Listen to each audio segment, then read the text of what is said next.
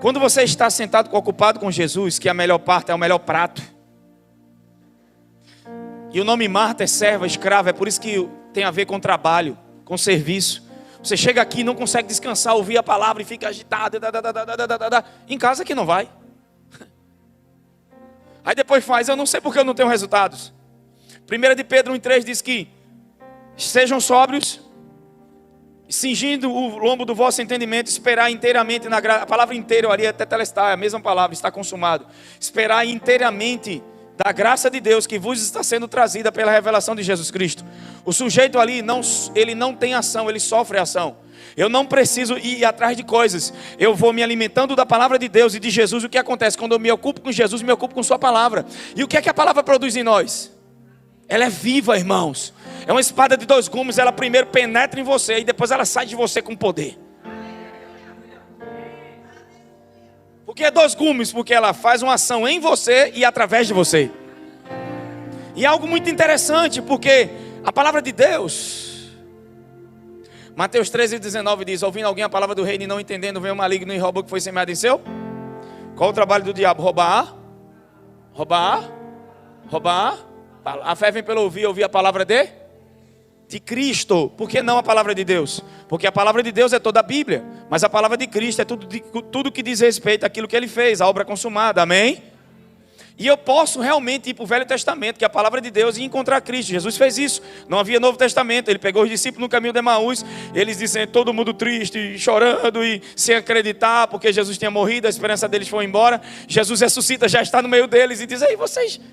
E a palavra, olha, ele aponta para quem? Para a palavra. Deixa eu te dizer, o diabo vai fazer você enxergar a situação. Deus sempre vai apontar a tua vida para a palavra dele. Diga, a verdade é a palavra. Só que não é qualquer palavra. Desde o Velho Testamento, Jesus vai apontando para ele mesmo, mostrando quem ele era nas Escrituras no Velho Testamento. Quer aprender a ler a Bíblia? Procura Jesus nela.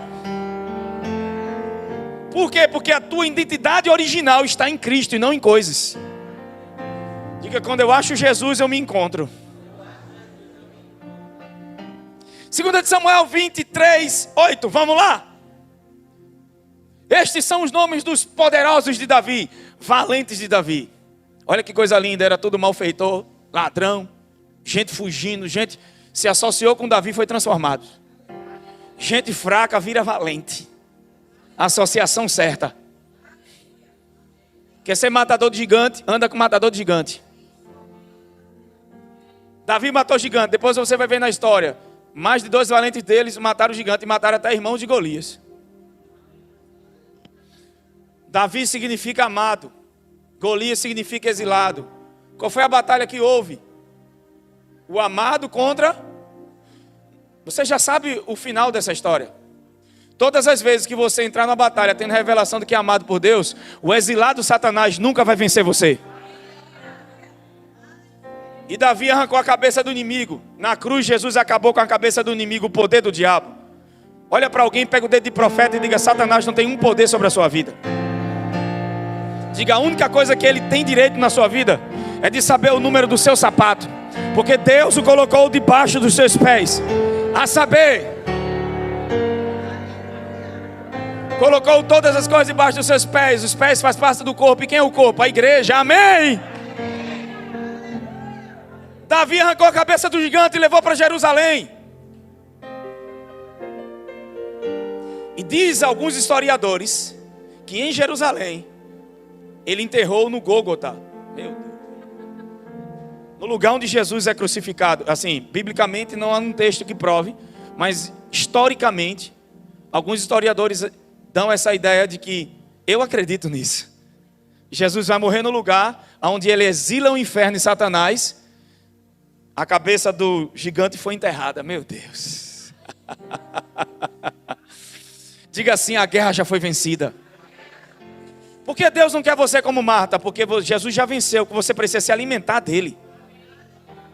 Porque aí o descanso vai dar a você sabedoria de lidar com coisas que na carne você não consegue. O que é graça? Favor imerecido. Favor sobrenatural. Esse favor se torna notório na nossa vida. José experimentou isso. Mas eu não quero sair do texto, vai. Senão minha mente fica assim, ó. Estes são os nomes dos poderosos que Davi teve: José Basebete, filho de Taquemone, o principal dos capitões. Este era Adino, o Ensnita, que se opusera a 800 homens e os feriu de uma... O que é que a Bíblia está dizendo? Que esse cara chamado José, um dos valentes de Davi, de uma vez só matou quantos homens? Quantos homens? Diga 800. 800 homens mortos. Um homem sozinho. De forma natural, isso é possível? De forma natural, isso é possível? E qual o segredo desse cara? Está no nome dele. O nome dele é José Basebete. Significa assim: aquele que senta no banquinho. Olha o nome do cara, o que é que significa? Aquele que se assentou no assento. Meu Deus. O nome do cara significa aquele que se assentou no assento, ou aquele que está sentado no descanso. Diga assim: o segredo da vitória desse cara está no seu nome. Diga: ele foi o chefe de todos os capitões. Sabe por que ele foi aquele que matou mais e produziu mais? Pega no ombro de alguém e diga: quem senta, descanso, realiza mais do que quem não senta. Aquele que senta sempre vai produzir mais. Por quê? Porque uma coisa é você produzir com a sua energia e força. Você vai produzindo, mas daqui a pouco você cansa e não consegue mais. Mas na força de Deus, você não tem noção. 10 anos são colocados em um. Vou melhorar. 20 anos podem ser realizados em um só segundo. Diga assim: o descanso pode produzir algo na tua vida que 20 anos de trabalho não conseguiriam fazer. Minha habilidade natural, ela pode alcançar coisas. Mas se eu plantar uma vinha, se eu quiser ter um bom vinho, eu vou ter que plantar a vinha, esperar a vida crescer. Depois de crescer, dar uvas. Depois que as uvas nascerem,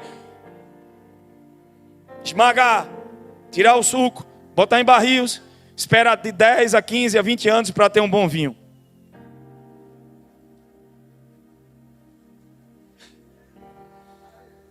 Quanto tempo levou para Jesus fazer água em vinho?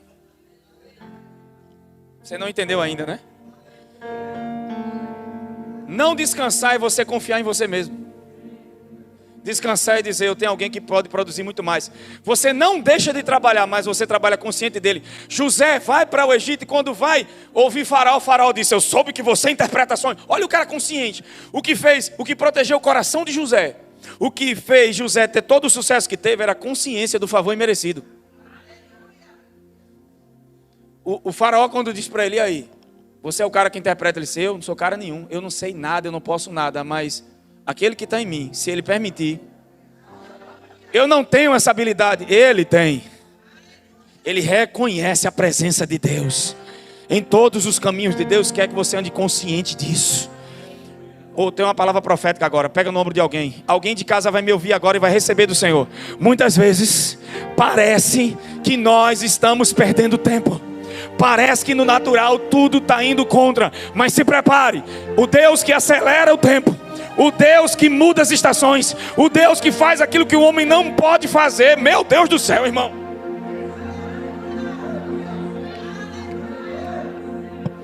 Só que você não fica no descanso acabado. Você desfruta de paz, de alegria. E alguém olha para você: e aí, como é que está?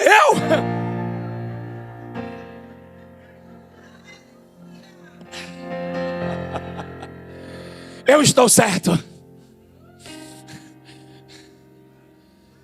Ninguém rouba essa certeza. Por quê? Porque você se tornou um com a palavra no descanso. No descanso a palavra começa a produzir em você. É aquilo que Jesus fala da semente. 100 vezes, 30 por 1, 60 por 1, a 100 por 1. E parece que é um retrocesso, perdendo tempo. Não está. Vai vir ideias, direções e conexões que te levarão anos luz à frente. Diga assim: o segredo dele estava no nome dele. Diga: aquele que se assenta sempre vai produzir mais. Porque não vai produzir com sua força humana. As pessoas acham que descanso é ficar parado e não fazer nada. Quando você fala para alguém, tem que descansar em Deus, o cara pensa, eu vou deitar numa cama. Deixa eu provar algo para você, que descanso não é estar parado fisicamente. João capítulo 5. Irmão, eu tô empolgado. Vamos comigo? Estou pregando debaixo de inspiração. Dá glória a Deus por isso. Diga, é uma boa palavra. É a mensagem de Cristo. Ei, Deus não está aqui para medir tuas falhas e erros. Deus está aqui para dizer, vem para mim. Se Deus estivesse catalogando tuas falhas e erros, o símbolo do cristianismo não era uma cruz, era uma balança. Ele estaria medindo tuas falhas. Mas graças a Deus, que Deus já puniu todo o nosso pecado em Jesus. E agora existe uma revolução de relacionamento. Só que o problema é que muitos aqui sabem que Deus os ama. Mas Deus quer que você vá além, acreditando nesse amor. Todas as bênçãos na tua vida são liberadas quando você crê que Deus ama você. E a prova disso foi enviar Jesus. Tanto é que quando Abraão sacrificou Isaac, foi sacrificar Isaac, Deus disse, para Abraão, aqui é só um ensaio. A palavra prova ali é ensaio. Era só um ensaio. Sou eu que vou matar meu filho. Mas uma coisa eu sei, porque você não negou o seu filho, eu sei que você me ama. A prova que Abraão amava a Deus foi não ter negado Isaac. A prova que Deus te ama é que ele não negou Jesus. Sabe qual é a prova? Você nunca vai saber o quanto Deus ama você se você não souber o quanto Deus ama Jesus. Porque Deus não te deu coisas, te deu tudo que você precisa estar nessa pessoa. Juntamente com Ele veio provisão, cura, favor, paz, alegria, prosperidade. Para de buscar cura, busca o curador. Para de buscar provisão, busca o seu pastor. Quem está comigo, irmão? E é por isso que Maria pegou a melhor? Diga, a melhor comida. Diga, Jesus é o melhor alimento. Ninguém vai tirar aquilo que é construído em você no descanso. O nome Noé significa descanso. A primeira menção de descanso é em Gênesis. Depois vem Gênesis capítulo 2, quando Deus disse que no sétimo dele descansou. E ele santificou o descanso. Quanto mais você descansa, mais os frutos de santidade são gerados em sua vida. A religião vai dizer, você tem que ser santo. Aí você tenta se esforçar para ser santo e não consegue. Porque santidade está ligado à fé, à crença. Santidade é fruto, graça é raiz. Santidade é fruto, salvação é raiz. Amém? Salvação não é fruto da santidade. A santidade é fruto da salvação. Então, olha o que ele abençoou o sétimo dia e chamou de descanso. E o descanso de Deus é perfeito. E do descanso vem santidade. Quanto mais eu descanso, mais eu venço as concupiscências da carne. Porque é pelo Espírito que eu venço as concupiscências. Não é da carne para carne, do Espírito para carne. Ande no Espírito e você não vai satisfazer as concupiscências da carne. Alguém pensa, sabe, eu estou ouvindo essa palavra da graça e está me dando vontade de pecar. Tá não, irmãos. Deus seria tão ingênuo assim, de te dar algo para te fazer viver derrotado. Tirar você da lei para te colocar em um sistema onde você viveria pecando. Deus sabia que regras não mudam ninguém.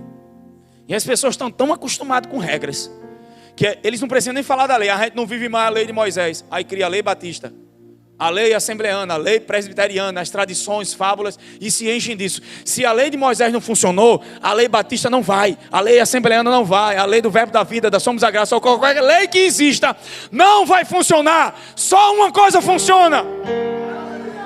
Levanta a tua mão, diga, o nome dele é Jesus.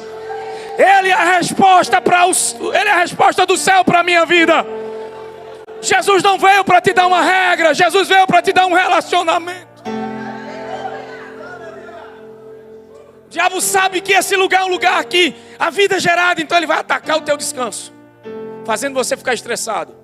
E fé, o auge da fé tem a ver com a paciência, com o descanso. Você anda em fé quando está descansando. Quem está comigo? Diga, quando eu descanso, Cristo é construído. Noé é um símbolo de quem?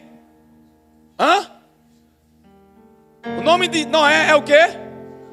E a Bíblia diz que ele achou graça aos olhos de Deus. Ei, graça não é você indo para Deus. Graça é a maneira como Deus te enxerga. Foi Deus que olhou para Noé. Isso, e quando ele olhou para Noé, graça, foi favorecido. Por que ele olhou para Noé e Noé achou graça? Porque o nome Noé, o descanso acha graça. Meu Deus do céu. Escuta só. Quando Deus olha para Noé, Noé achou graça. E o que é que Noé foi incumbido de construir? Quem? E o que é que a arca representa? Noé representa descanso. A arca representa Cristo. Deus estava julgando o pecado na época de Noé.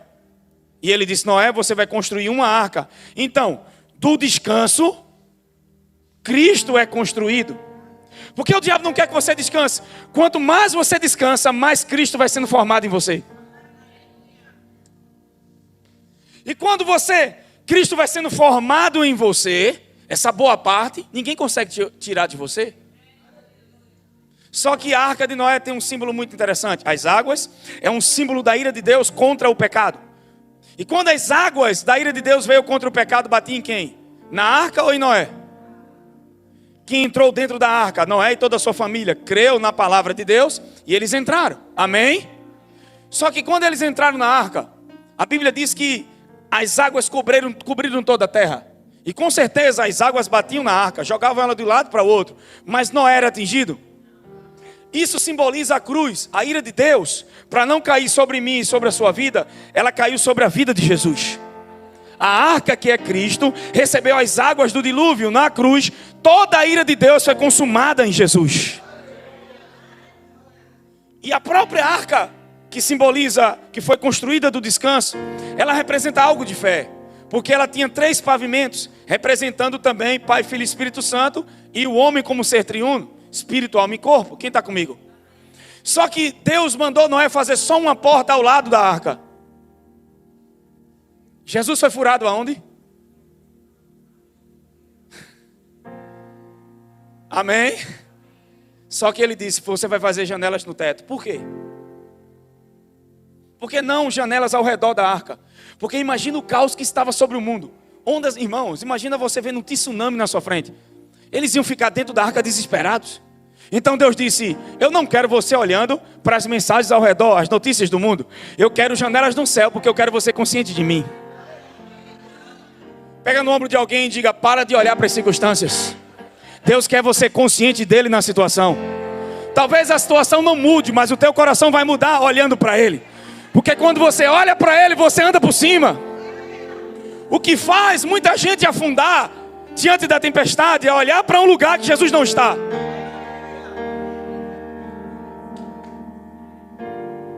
Tem alguém comigo aqui essa noite? Então vamos voltar para a palavra. João capítulo 5, versículo 1. Pensou que eu esqueci, não foi? Olha só. Depois disso, eu falei para vocês que algumas direções do Espírito, por exemplo, você que tem muito trabalho ativo, não para de domingo a domingo, talvez a direção do Espírito seja: aí, tira um dia para descansar. Porque na criação, todos os dias, sempre vi uma palavra da parte de Deus dizendo assim: e foi a manhã e a tarde do dia. Mas no 7º dia não houve essa palavra. Por quê? Porque o descanso foi projetado para nunca ter fim. Tanto é que na lei mosaica foi estabelecido um dia de descanso chamado sábado. Era uma degustação para os hebreus. Eles passavam de domingo, segunda, terça, quarta, quinta, sexta. Na sexta-feira, olha a expectativa: amanhã é sábado, a gente vai descansar. Eles ficavam esperando o sábado. Era uma degustação de Jesus. É por isso que quando eu não vou ler a Bíblia procurando julgamento. Quando eu abro a Bíblia, eu vejo gotas da misericórdia e da bondade de Deus jorrando o tempo todo. E o que é interessante é que qualquer parte da Bíblia aponta para Jesus. O sábado é uma pessoa, amém? E o que é interessante é que, olha para isso. Quando eles chegavam no sábado, eles descansavam de todas as obras. Pensa no alívio que era o sábado. Então eles entravam no domingo esperando o sábado. O que eles tinham era uma sombra. Era uma degustação. Oh, agora nós temos a pessoa do sábado. Eu não preciso esperar sábado chegar. Eu posso viver descanso no domingo, na segunda, na terça. Diga, eu tenho Jesus. Ele é um salvador maior do que os meus pecados. Porque a maneira como você enxerga Jesus determina aquilo que ele vai manifestar em você. Amém? O jovem rico, lembra dele? Olhou para Jesus e disse: bom mestre, em Lucas capítulo 18, o que eu devo fazer para herdar a vida eterna? O que eu devo fazer? Ele estava se baseando na lei mosaica, no trabalho do homem, no esforço do homem, na performance humana. Aí Jesus disse: conhece os mandamentos? Ele disse: oxe, eu pratico desde criança. Eu sou especialista nos mandamentos. Porque aquele que tenta se justificar pela lei se acha bom em tudo, não é assim? E são especialistas em julgar as pessoas. Colocam fardos pesados nos outros que eles mesmos não conseguem cumprir. Porque uma das coisas que a religião produz é hipocrisia. Olha para o teu vizinho e diga assim: mas graças a Deus que enviou seu filho Jesus. Diga, ele é a chave para todos os mandamentos. Pega o dedo de profeta, vai, olha para essa pessoa e diga aí: Jesus é a chave para todos os mandamentos. Diga, Deus sabia que você não era capaz de cumprir, então ele enviou seu filho.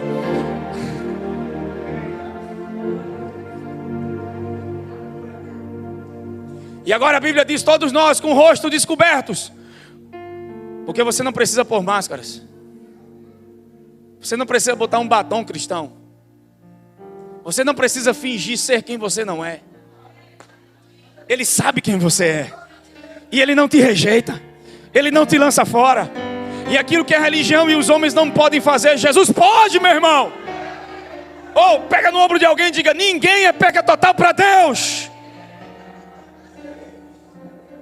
O problema é que muita gente não está identificando sua verdadeira identidade através da justiça. Porque eu não estou falando das suas obras de justiça, eu estou falando da justiça de Deus. Fé em Jesus é fé na justiça, uma posição correta. Amém? Diga, eu tenho uma posição correta. E você não chegou nesse lugar por méritos, foi Jesus que te colocou nesse lugar. Quando Deus criou o mundo, a Bíblia diz que Adão foi criado em que dia?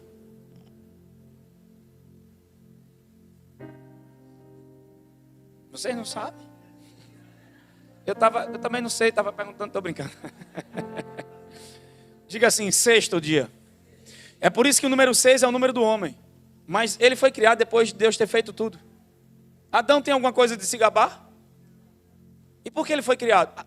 Entenda, Deus criou ser humano, não ações humanas. Deus criou o homem para ser. É por isso que você não precisa provar nada para ninguém. Tem a ver com autenticidade, ser, não sentir, ser. E aí nessa posição, como é que Adão vivia? Tudo que ele ia viver dependia do lugar que ele foi colocado. Ele era um homem perfeito, criado à imagem de Deus e foi colocado em um ambiente perfeito. Era um jardim no Éden, não do Éden. Quem está comigo? Tudo que ele ia viver e desfrutar dependia do lugar que ele foi colocado. Sim ou não? Diga assim, ele tinha uma posição de justiça. Por isso que quando ele cai, Deus procura e faz: cadê você? Será que Deus não vê ele por trás da moita? Mas ele sai dessa posição. E Jesus disse: eu vim buscar o que se havia, não quem se perdeu. O que se havia perdido, o que é que se perdeu? Ah, Gleice, então tem gente que diz que Adão não trabalhava. Quem disse? Adão lavrava a terra. Adão não tinha estresse, fadiga e maldições. Ele vivia pela vida de Deus. Amém? Então ele nasceu para desfrutar e contemplar. O que é que ele fez para viver tudo isso? Nasceu. Foi criado depois de uma obra consumada. Ah, irmão, você não entendeu, né? Se alguém está em... Assim como Adão foi colocado no Éden, você foi colocado em Cristo. Tudo que você recebe de Deus depende desse lugar que você foi colocado e não dos seus esforços. Quando você se esforça para tentar conquistar aquilo que Deus já conquistou, você está dizendo: o sangue de Jesus não foi suficiente, então tem que ter meu esforço também.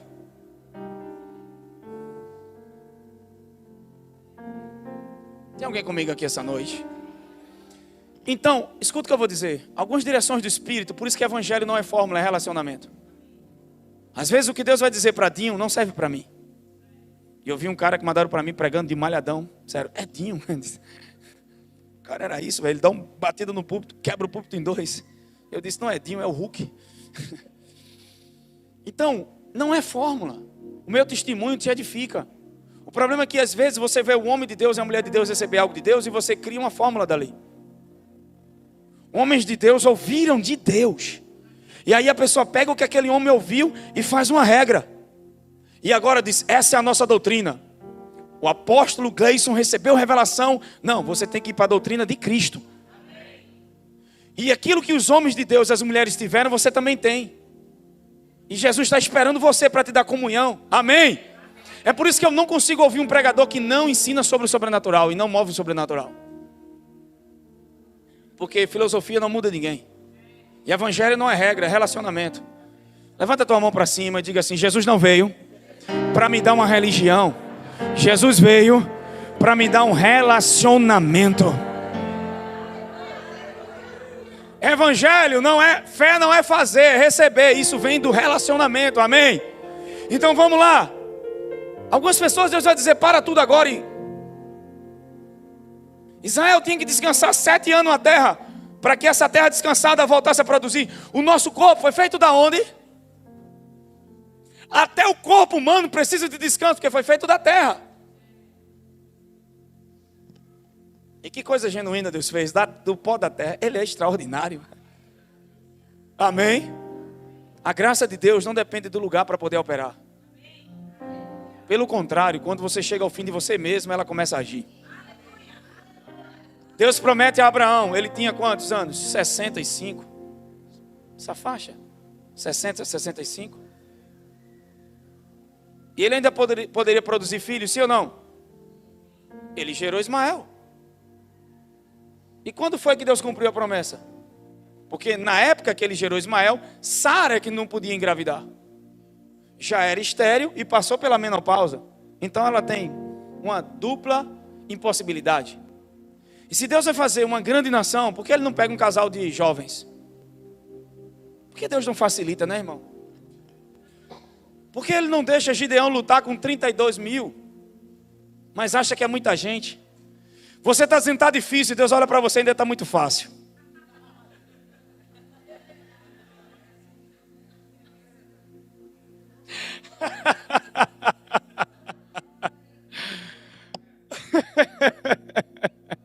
Teve gente que chegou aqui, eu estou pressionado, está difícil. Deus disse, ainda tem muita justiça sua.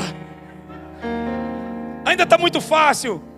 Aí Gideão disse, Senhor, eu sou o menor da menor tribo, o menor dos menores. Aí você olha para ele, eu sou pequeno. Deus olha para ele e diz, vai nessa tua força. Aí Gideão olha para Deus e faz, eu não estou entendendo, que força? Eu estou dizendo a você que eu sou pequeno, que eu sou da menor tribo, que eu sou o menor e a minha tribo ainda é a menor, não há força alguma em mim. Ele disse, é essa força que eu quero em você. Pega no ombro de alguém e diga, quando você não vive pela sua justiça, quando você não depende dos seus esforços, quando você não depende das suas obras, é aí que a ação do Espírito começa a funcionar, é aí que a graça de Deus opera, porque se é você, já não é graça. Se é fruto do seu trabalho, já não é favor, é recompensa daquilo que você fez. Eu tenho uma palavra profética, eu estou ensinando a mensagem, mas o Espírito Santo me puxa. E eu tenho uma palavra profética para dizer para você, ainda está muito fácil. Pega no ombro de alguém e diga, ainda está muito fácil. Diga, os covardes vão ter que sair. Alguns vão ter que desistir. Ou seja, Deus está tirando o teu braço do braço carnal. Deus está tirando a tua vida de apoios humanos, daquilo que é do homem, daquilo que é da terra, para concentrar o teu coração naquilo que é eterno, naquilo que vem dele, rapaz. Porque senão você termina essa coisa dizendo, foi meu jejum, eu obedeci. Ainda há uns que digam assim, foi a minha confiança na palavra de Deus. Sempre se colocando, Gleison, como eu sei se alguém prega a graça de Deus, ou a lei mosaica, ou o esforço do homem? Aquilo que você escuta deixa você dependente de Jesus ou de você? Mas estão ensinando fé, mas uma fé que te faz depender do teu esforço e não do de Cristo. Hebreus 11:6. Sem fé é necessário que aquele que se aproxima, relacionamento, creia que ele é galardoador, caráter de Deus. A gente não vai a Deus pelos presentes, mas é impossível ir a Ele e Ele não te presentear. Só que tem uma chave aí. Diga assim: o que agrada a Deus não são meus esforços, não são minhas obras. Diga, é a fé nele. Diga, é a fé do tipo de Deus que confia só na fidelidade dele, livre de suas próprias justiças. Confia nele. Eu ia pregar um pouco sobre fé. Aí Deus falou comigo. Eu disse a minha esposa um dia desse. Eu disse: menina, essa mulher tá calma demais, velho. Uma pessoa disse para mim esses dias: ela não fica brava com você não, você expõe. Eu digo: eu não exponho, a vida da gente é assim, irmão. Que a gente é no púlpito, é em casa. A menina que trabalha com a gente, e vê as pregações, ela disse: meu Deus, ela disse, se a gente fizesse um filme em casa, a gente ia ganhar dinheiro. Feita a turma que filma tiringa, por causa das brincadeiras que a gente tira. Porque, irmãos, quem põe fardo, peso, tem gente que ela é espiritual demais, não pode falar com ninguém. É o centro das atenções, né? Então, cara feio, fechado. Irmãos, eu não vejo Jesus assim. Sabe, é tão bom. Às vezes eu passo em certo lugar, a turma faz: rapaz, a turma faz, ele é pastor. O cara: oxe, eu pensei que ele não era nem evangélico. Eu digo: glória a Deus. Deus não é evangélico, amém? Não existe evangélico na Bíblia, irmão. Eu digo: ainda bem. Aí de repente na barbearia a gente falando de Jesus, o cara: meu irmão, vou dizer um negócio, velho. Aparência de crente tu tem, mas quando começou a falar, pensa numa presença. Eu estou sentindo algo, e não são pessoas crentes. Amém? Porque o problema é esse: a gente tem um estereótipo, tem muita gente que tem compulsão religiosa. Aí não é feliz, vive pesado e quer que todo mundo seja pesado, pelo amor de Deus. Amém? Você é livre, Deus te ama sabendo quem você é. Olha para o teu vizinho e diga com o rosto descoberto: eu não preciso fingir quem eu não sou. Meu Deus do céu. Aí eu falei para minha esposa: Deus está falando comigo, amor, sobre isso. Porque, perceba algo, Gálatas 5:4 diz que eles caíram da graça de Deus, porque eles estavam tentando se justificar pela lei. Aí tem gente que diz: o cara caiu da graça porque pecou. Cai da graça, o pecado não anula a graça de Deus. O pecado nunca impediu o poder de Deus. O homem pecou e o poder de Deus mesmo assim veio. O que anula o poder de Deus é as obras da lei, o esforço do homem. Por quê? Porque quando eu vivo pela lei, eu estou dizendo: Deus, eu não preciso de você, eu confio em mim mesmo e em minhas obras. Aí você anula. Você, na verdade, a graça não deixou de ter efeito. Você corta o acesso. Você se priva do poder que ela gera em você. José, na capacidade dele, jamais poderia viver o que ele viveu no Egito de forma humana e natural. Nenhum escravo chega em lugar como escravo e vira o que ele virou, irmãos. E aí eu me torno consciente dessa presença e da vida do Espírito. Porque se a lei aflora a carne, o que é que a graça aflora? Pecado. É isso? É isso? Porque Romanos 6:14 diz: o pecado agora tem domínio sobre você porque está debaixo da graça. É assim? Não. E outra coisa, irmão: é, pastor, porque esses pregadores da graça estão dando licença para pecar. Você peca sem licença, meu irmão. Agora, vocês já aprenderam, e alguns que estão aqui pela primeira vez talvez não saibam, há uma diferença entre pecado versus pecar.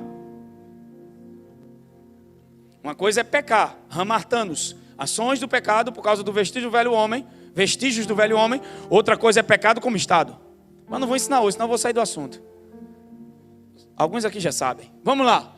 Então, eu disse para minha esposa: às vezes a direção do Espírito é: para tudo. Porque você está trabalhando demais, precisa de um repouso físico. Mas descanso não é repouso, não é ficar deitado, sentado numa cadeira. Vou provar para vocês, João capítulo 5, vai lá. Estou falando sobre fé. Quem está comigo hoje? Só uma coisa é... Irmão, eu ia entrar no assunto. Como? Vai. Depois disso havia uma festa entre os judeus. E Jesus subiu a Jerusalém. Versículo 2. Deixa eu pegar. Deixa eu ler daqui que eu fico direto, né? Deixa eu ver nessa versão da Bíblia a mensagem.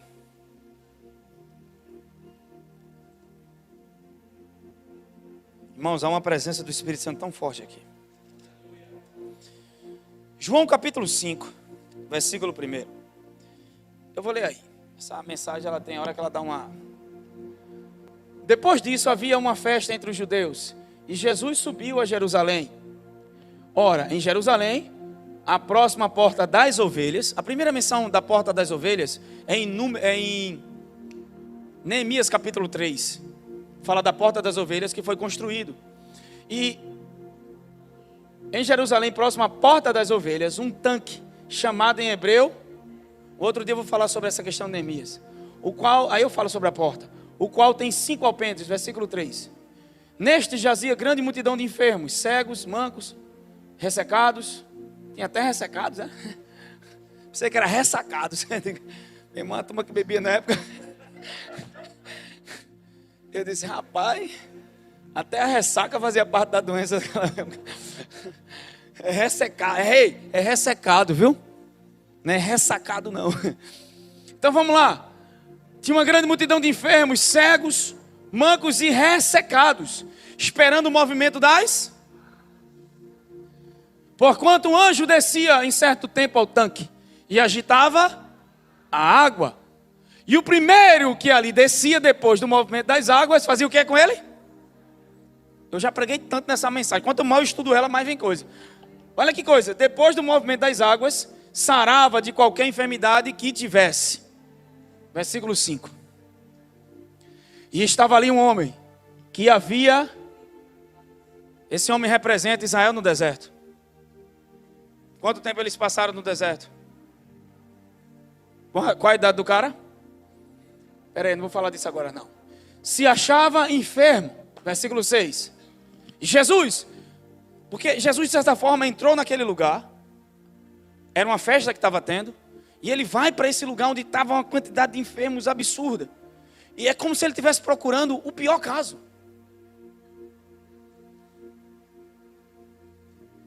E olha que coisa interessante. Vendo este deitado e sabendo que estava nesse estado há muito tempo, disse-lhes, queres ficar curado? Isso é a pergunta que Jesus faz, irmão. Aí o cara ia dizer, eu estou 38 anos aqui tomando Coca-Cola. Por que Jesus faz a pergunta a um cara que está no tanque há 38 anos tentando ser curado? Só que esse tanque ele tem uma representação. Quem era o cara que era curado? Quem era a pessoa que recebia cura no tanque? Pela lógica do tanque, pelas regras do tanque. O primeiro que chegasse às águas tinha que ser o melhor. Isso fala de quê? Isso fala de quê? Merecimento, fala da lei de Moisés. O esforço do homem. Só os bons conseguem. Na verdade, o melhor de todos conseguiria. Imagina a frustração do cara, aleijado das pernas, não tem como correr. Porque o cara era cego e ainda corria, né? Surdo era melhor ainda, porque só não ouvia, mas corria. Eu fico imaginando a doideira que era, irmão. O anjo desceu! Meu irmão, gente empurrando com a mão, gente correndo por cima do outro, gente derrubando pelas pernas, eu vou primeiro. Porque é isso que o sistema da lei faz. A Bíblia diz que o ministério da lei é o ministério da morte. Sabe por que tem muita gente doente, ferida? Porque as pessoas sempre vão competir por milagres, sempre vão se comparar umas com as outras. Porque a lei produz orgulho. Quando você se baseia a sua vida no seu esforço, você vai dizer, olha o que eu construí. Olha o tamanho da igreja que eu deixei. Então você olha para alguém que tem igreja menor e fala, eu sou o cara. Performance humana. Só que o problema da justiça própria é que aquilo que você ganha na justiça própria tem que manter nela. O que você ganhou no seu esforço, se seu relacionamento está baseado em seu esforço, você vai se cansar, porque você vai ter que manter no esforço. Se o trabalho que você tem é baseado só no seu esforço e não depende da graça de Deus, porque a pior vida que você pode viver é uma vida baseada em ganhar dinheiro, vivida por dinheiro, mamon se torna o seu Deus. Mas que tal você entender que eu sou necessário? Porque eu estou ali e minha empresa não está falindo.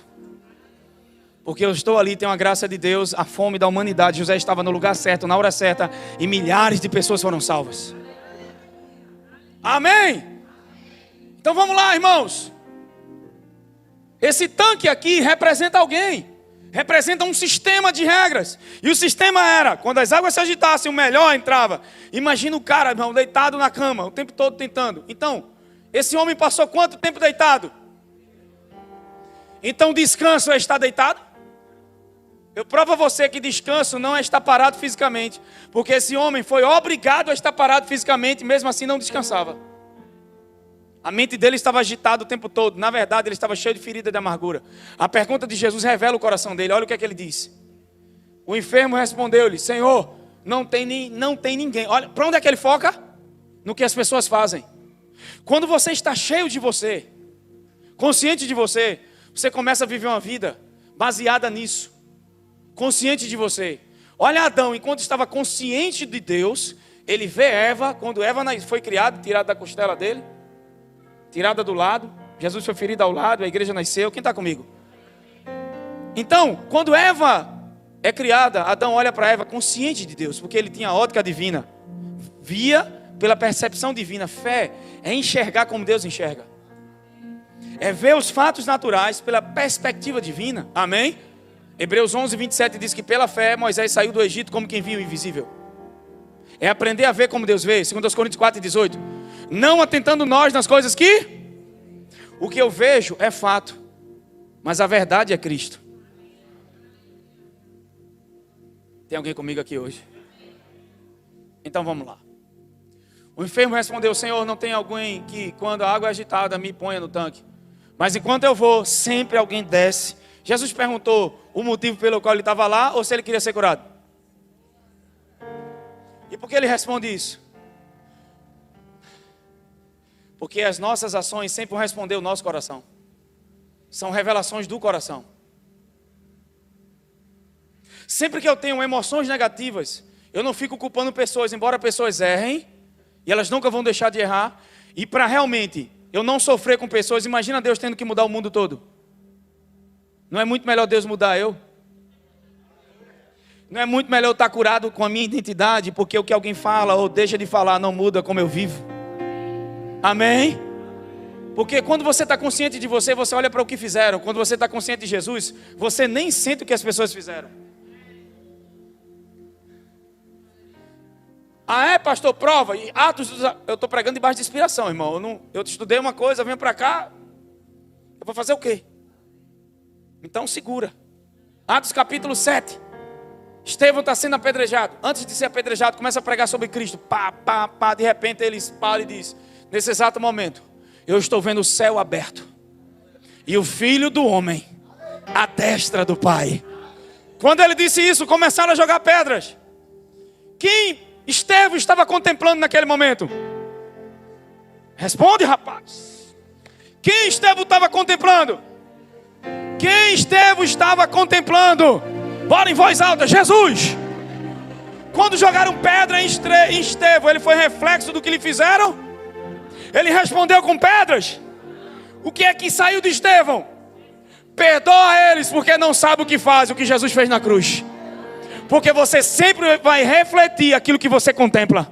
Por isso que a Bíblia me ensina a olhar para Jesus e tirar os olhos do homem. Para de fazer de pessoas e coisas o centro da tua fé.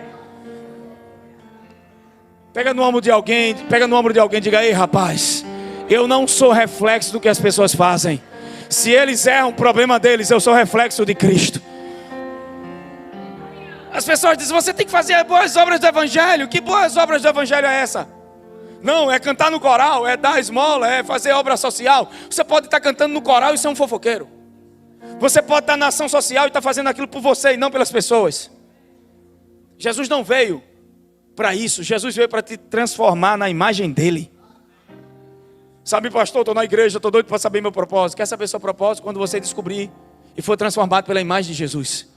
Seja como ele é. E quando você entender sua identidade nele, seu propósito vai fluir. Para de buscar propósito, busca a identidade em Cristo, busca Jesus. Ah, pastor, eu pensei que Jesus veio para me fazer um marido melhor. Não, nem um pai melhor, nem um pastor melhor. Jesus veio para fazer você semelhante a ele. Se você for semelhante a Cristo, vai ser um pai melhor, um pastor melhor, um marido melhor. A imagem que é refletida é aquela que você contempla. Estevão está vendo Cristo, o que é que sai dele? O que saiu de Jesus na cruz saiu de Estevão.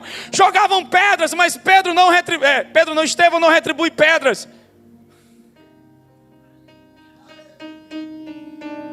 Ai, meu Deus do céu, irmãos. Eu estou falando de descanso. Então Jesus faz a pergunta para o cara: quer ser curado? O que é que ele diz? Sempre tem alguém que passa na minha frente. Quando a água é agitada, e desce outro antes de mim. Versículo 8. Estou encerrando. Disse-lhe Jesus: levanta, toma a tua cama e anda. Versículo 9. Essa versão eu não gosto. Na NVI diz: e logo se viu curado. E logo se viu curado. No original está assim. Olha que coisa interessante. Então, por que Jesus pergunta se ele quer ser curado? Porque a pergunta de Jesus: quem concorda comigo que alguém de tanto tentar se frustra e não quer tentar mais? Imagina um cara tentando 38 anos. Como é que ele se sente agora? E por que Jesus faz a pergunta: quer ser curado? Ele estava devolvendo ao homem o desejo de novo. Talvez você chegou aqui hoje e tentou, e tentou, e tentou, e Deus está dizendo: se livre de tuas obras. Está na hora de parar de tentar e começar a descansar em mim. Só uma coisa é necessária. Ele mandou você fazer 10 coisas. 613, quantas são? Porque evangelho não é uma vida cheia de regras. Evangelho parte da comunhão com Ele. O fluxo da vida vem desse lugar. Então o diabo quer que você viva tudo menos a comunhão com Jesus. Ele sabe que não tem como roubar a tua salvação. Então vai tentar trabalhar para você não viver uma vida vitoriosa. E a vida vitoriosa vem do descanso. Agora vamos lá, irmãos. Era sábado. Sábado era o dia de... E Jesus no sábado... Que coisa tremenda, né?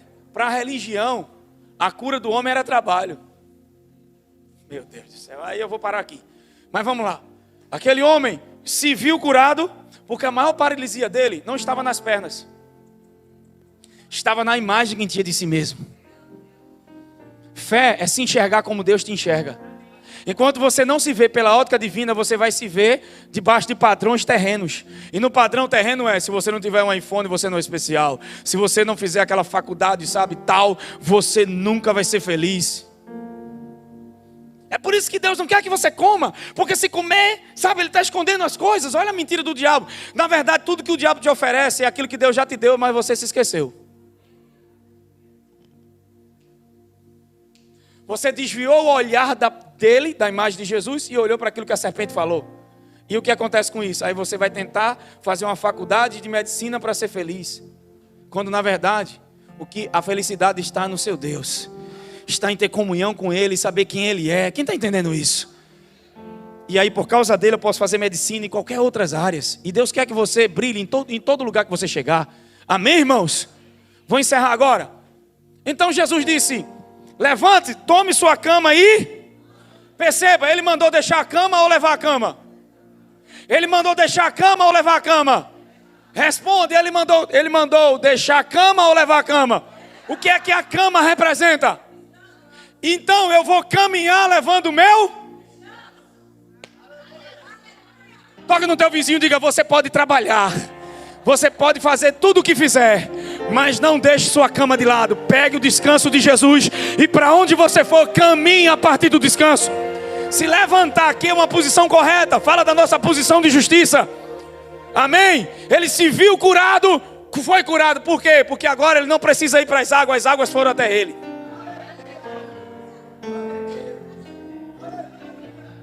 Deus quer mudar a imagem que você se enxerga. Deus quer mudar as imagens do teu coração. Para de se ver culpado, condenado, e começa a se ver como filho amado, perdoado. Porque é isso que Deus, é assim que Deus te vê, é assim que Ele te enxerga em Cristo. Se alguém está em, não será, já é, meu irmão. Quem pode levantar a mão para cima e dizer: eu não mudei de religião? Diga: eu não mudei de igreja.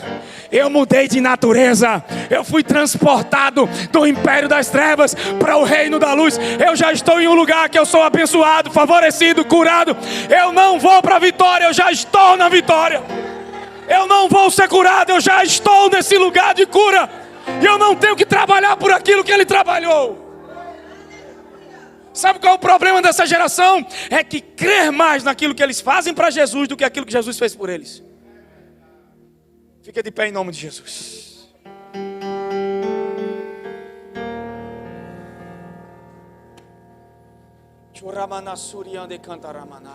Ministério de música, grupo de música, ministério, né? Oh, meu Deus, irmão, eu tô. Há uma unção do Espírito Santo aqui.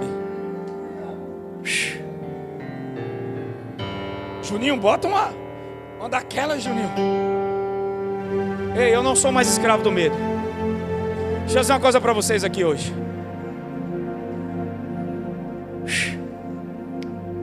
Meu Deus do céu. Pensei que ia pregar sobre fé. Quero que você pegue o dedo de profeta e olhe para alguém que está do seu lado. Eu gosto de fazer isso. Há uma presença do Espírito Santo aqui e nos lares. Eu sinto pelo Espírito pessoas sendo curadas essa noite, mas da imagem errada que colocaram em você. Você não é o que você fez, você é aquilo que Cristo te tornou. Por isso que Paulo diz em 2 Coríntios 5,16: a ninguém mais considerai na carne. Quando você nasceu do nascimento natural, você era filho de Roberta, de João. Mas agora que nasceu de novo, você não é mais o que seu pai e sua mãe gerou. Você é aquilo que Cristo gerou. Não tenta viver a vida, a parte da vida, porque toda a nossa frutificação vem desse lugar de descanso. Que tal se levantar e caminhar com descanso? Então eu posso estar deitado e não estar descansando, como eu posso estar fazendo um monte de coisas e estar descansando, caminhando a partir do descanso. Eu não vou falar do sábado, não vou entrar em mais coisas, porque eu sinto que é um fluir do Espírito aqui essa noite. Deus quer tratar alguns corações. Se viu curado, Deus vai colocar em você o desejo de novo. Você tentou e nada mudou. Agora você não vai tentar, você vai viver. Agora você não vai tentar, você vai viver. Pega o dedo de profeta, olha para alguém que está do seu lado e diga: meu irmão, acredite no amor de Deus por você e receba todas as suas bênçãos. Qual é a chave para experimentar os milagres de Jesus? Deus quer que você vá além de saber que é amado. Está na hora de começar a crer nesse amor. Está na hora de parar de ter a revelação, ter a informação do amor de Deus, mas começar a receber revelação desse amor por você. Ele te ama. Foi Jesus que foi no tanque. Aquele homem procurou a cura por muito tempo, mas agora a cura foi até ele.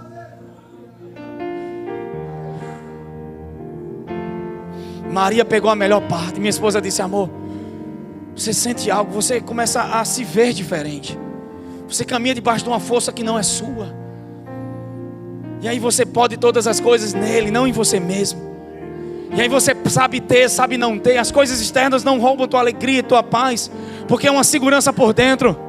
Porque você está seguro do amor de Deus. E aí você pode descansar, porque eu estou certo de que nem a morte, nem a vida.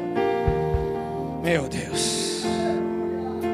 Se o filho pródigo soubesse o quanto o pai o amava, ele já tinha voltado há muito tempo, não precisava ter passado necessidade. Mas o problema é que muitos não sabem o quanto são amados. As pessoas não têm uma revelação do amor de Deus. Eles acham que o amor de Deus é básico, e não é.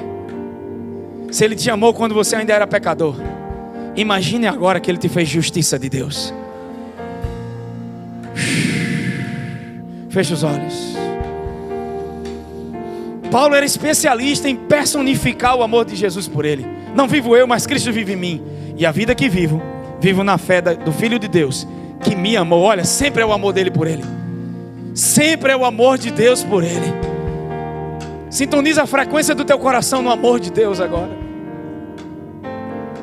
Você acha, sabe, quando eu te melhorar, quando eu estiver bem, aí eu volto para o Pai. Não foi isso que aconteceu. A Bíblia diz que o filho pródigo, ele não se arrependeu de verdade, que arrependimento ali não é trabalhar para o Pai. Arrependimento é mudança de mente. Você acha que Deus quer te pegar e tudo que Deus quer é te amar e te dar relacionamento. Sua mente muda, é metanoia. É mudança de mente, é mudança de crença.